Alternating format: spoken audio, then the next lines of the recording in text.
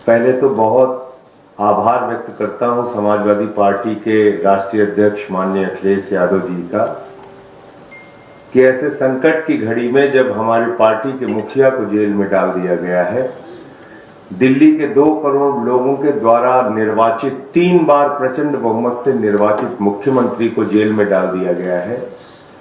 Samajwadi party के मुखिया हमारे समर्थन में दिल्ली पहुंचे, रैली को संबोधित किया। आज भी उन्होंने भाभी जी से बातचीत करके उनसे हालचाल पूछा, सुनीता भाभी से। तो मैं इसके लिए विशेष रूप से आभार व्यक्त करता हूं आपका। और जिस तरह से दिल्ली में भी ऑपरेशन लोटस शुरू कर दिया गया है, आपने देखा किस तरह से हमारे एक मंत्री को, जिस पे पहले ईडी का छापा पड़वाया गया और बाद में उसको इस्तीफा देने का दबाव बनाया गया।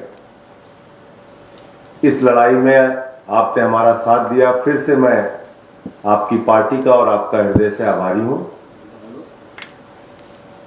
ये 2024 का चुनाव कोई सामान्य चुनाव नहीं है।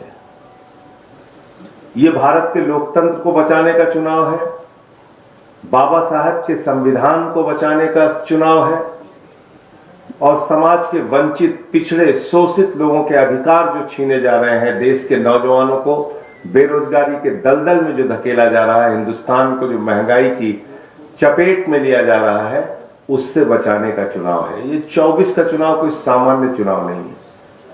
ये एक तानाशाह हुकूमत के खिलाफ लोगों को लामबंद करने का भी चुनाव है।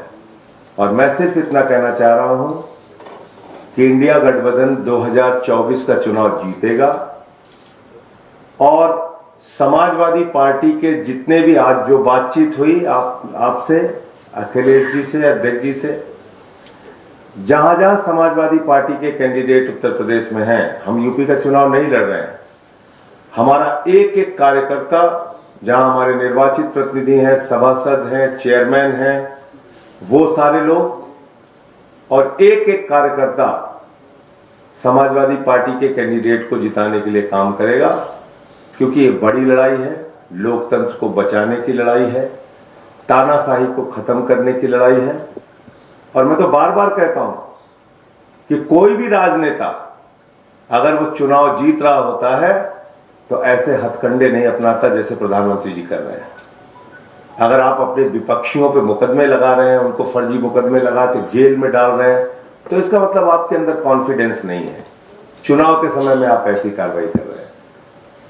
तो फिर से एक बार मैं दोहरा रहा हूं, कोई कंडीशन नहीं है, कोई सीट की मांग नहीं है, कहीं कुछ नहीं है। लोकतंत्र को बचाने के लिए, तानाशाही को खत्म करने के लिए, भारत के संविधान की रक्षा के लिए हम लोग इस लड़ाई में साथ है। और पूरे यूपी में जहां जहां समाजवादी पार्टी के कैंडिडेट होंगे, इंडिया गठबंधन के कैंडिडेट होंगे, हम उनके लिए काम करेंगे।